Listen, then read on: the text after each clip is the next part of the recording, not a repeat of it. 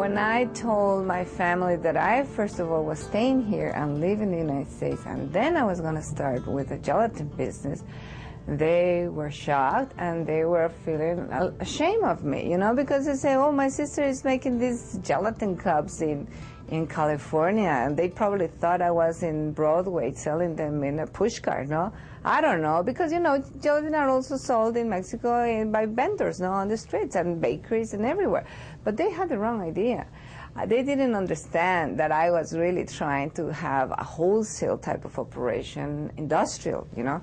But Lulu did achieve her goal and impressed her family. Her company has been manufacturing ready-to-eat gelatins for the last 18 years. Her firm employs 100 people and is open 24 hours a day just to keep up with the demand. We actually produce about 60 to 70 million cups a year. And in fruit bars, for quite a lot. I measure normally that by truckloads, so about 70 truckloads of product going out. So this is quite a lot of product, quite a lot of customers too. When Lulu moved to the U.S. in 1981, she had a business in Mexico and had expanded to California and Texas. But with the downfall of the peso, she lost everything. Necessity led her to start Lulu's Desserts. At that time, let's say that I was a little bit crazy, if you want to call it, to stay here with this adventure. I really call it an adventure. But it was the best thing I probably could do in my life. After 18 years, I tell you now. But although, those years, it was hard, mainly because I didn't know anybody here. I didn't have no relatives, no friends.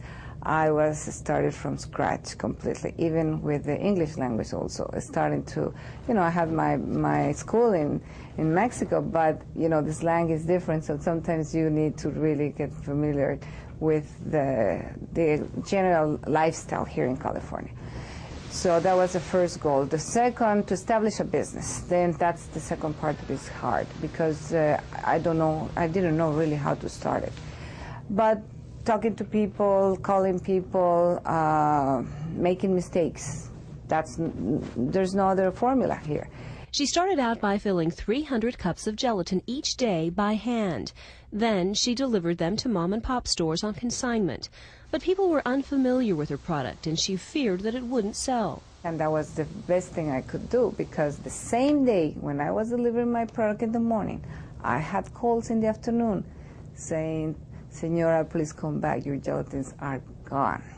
So that gave me really the, you know, the courage really to continue my business. Lulu's Desserts continued to grow year after year, occupying 2 factories and adding new sizes and flavors to its product line. But Lulu learned that great success can sometimes become the biggest challenge for an entrepreneur.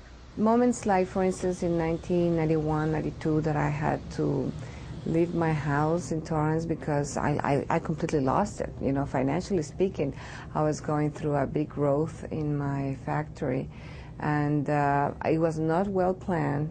The recession was there too, and I had too many debts. So at the same time, I started another company, the fruit bar company, that everything together really didn't help me.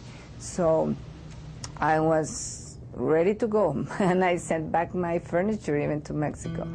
And I had to give back my home to the bank, and also the plant in Gardena. You know, we lost that building too.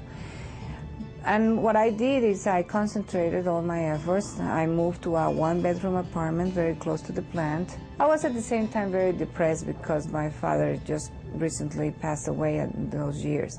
So you know that it's not easy, you know, when you're not happy, everything around you doesn't look good, no? But Lulu fought back. She had worked too hard to accept defeat. She also knew her employees were counting on her.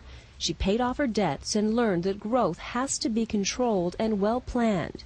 And when an industry giant introduced a new product as direct competition, the outcome was different from what one might expect.